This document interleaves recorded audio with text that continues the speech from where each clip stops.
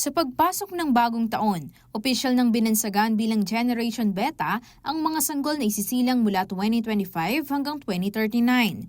Ayon kay Mark McCrindle, isang social analyst, ang henerasyong ito ay mamumuhay sa isang mundo kung saan ang artificial intelligence o AI ay likas na bahagi ng kanilang araw-araw.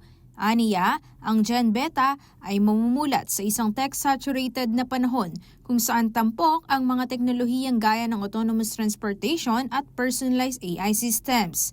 Bukod pa rito, malaki rin ang papel ng millennial at Gen Z na mga magulang sa paghubog ng henerasyong ito.